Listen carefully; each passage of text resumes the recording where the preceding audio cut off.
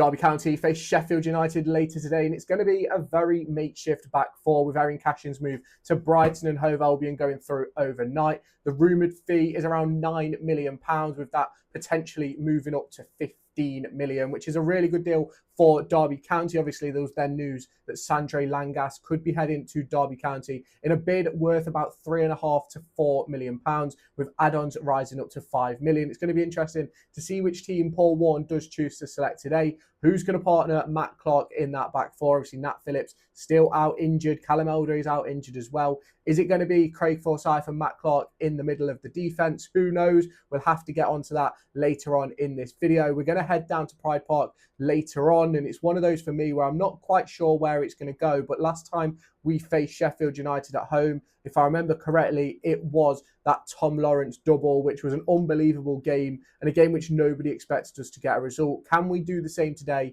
Does Paul Warne have the cojones to go at Sheffield United? Let me know your thoughts down in the comments. If you haven't done so already, make sure you hit that follow button, hit the like button as well. Head on over to my YouTube channel later on today for the full matchday vlog. For the 60s and the 70s. Matt Clark makes his debut. David Ozo returns to the starting 11. Cruz Allen, Leonard Wilden, Dan Koch all make the bench. That Category 1 Academy getting its use. Ben Osborne captaining Derby County this afternoon with Erin Cashin's move to Brighton all completed.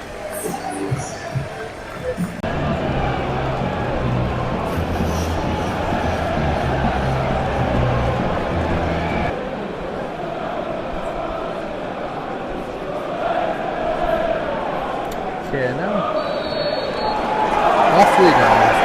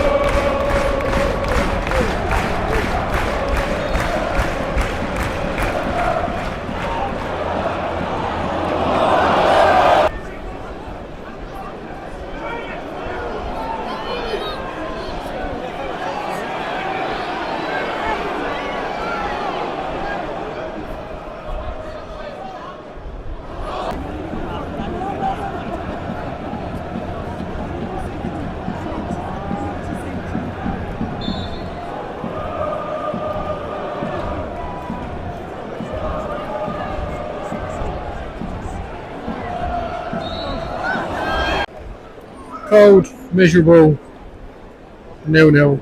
Sandre Langas as signed. Cold, miserable, first half over. Ibu Adams missed a good opportunity at the end for Caden Jackson. 0-0. Sandre Langas has reportedly signed during the game. We'll wait and see after and we'll talk about it then. If you haven't done so already, subscribe. Let's get back to the second half. Second half is underway. Niambi off, Marcus Harness on.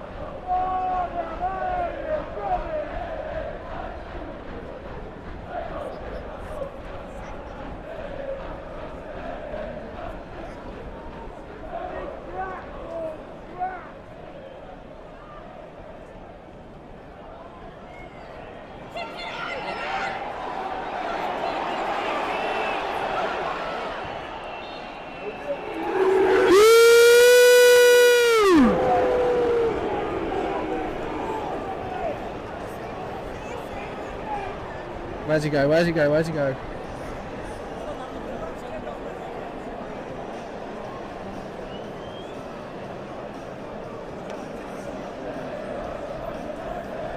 Ladies and gents, it's another defeat. Another defeat. And there's no excuses that Paul Warne or the players can use anymore. It's just not good enough. And it was spoken about on Radio Derby as I was on the way home that these players, you pick up and drop them into any other team in the division and they're probably effective. But for some reason, and we all know what the reason is, I'll put it up on screen right now, we just can't play football. Ultimately, Dom Dietrich asked a question to Paul Warne, and ultimately I don't think Dom's hard enough on Paul Warne, but he asked a question about the way we play and things like that. And Paul Warne gave a pretty poor answer in my personal opinion, talking about systems and how they're having to jig things about. And ultimately, you can play whatever system you want. The fundamentals of Paul Warne football are exactly the same. Now, it's always wide and crosses, wide and crosses. We've brought in Selverson for that, excellent. But we don't have the players to do wide and cross. We never have, and we don't think we ever will do. And the problem that we find ourselves in right now is one where Derby County are 2 points away from safety. Teams around us picking up results. We've not picked up a point since Boxing Day.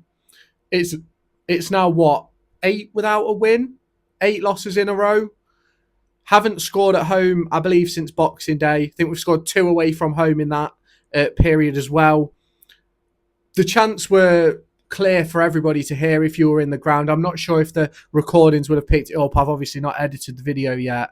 And it's one of those for me where I think everybody has made their opinion clear that Paul Warne needs to be removed from his position as Derby County manager. And there's a few people, and I say it is a minority, who are sort of saying that the fans need to get a grip, blah, blah, blah, do this, do that, rah, rah, rah. But, because there was one that was read out on Radio Derby, but it's one of those for me where 8 losses in a row, haven't scored at home since Boxing Day.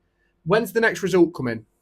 When is Paul Warne building the confidence in these players? Because ultimately, there's no confidence, there's no team spirit, there's no difference in ideas across the course of the games. The situation is always the same, and we're just sitting in that situation where we're going to put ourselves in a really bad position. We've got Norwich up next, then we've got Oxford, who have had a really good turnaround. Plymouth have now started to pick up wins. Guess what? They've changed manager as well. So we're in a really, really difficult position.